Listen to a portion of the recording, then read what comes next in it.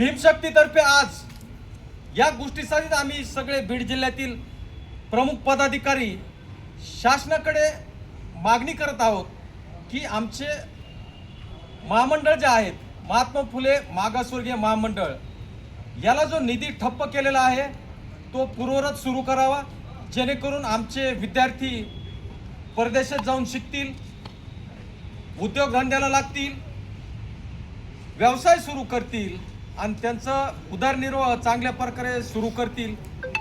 या मागणीसाठी आम्ही भीमशक्तीचे सर्व पदाधिकारी जिल्हाधिकाऱ्यांना निवेदन देऊन ते मुख्यमंत्र्यांना पाठवण्यात यावे असं आम्ही आज जिल्हाधिकाऱ्याला निवेदन देणार आहे साहेबांना।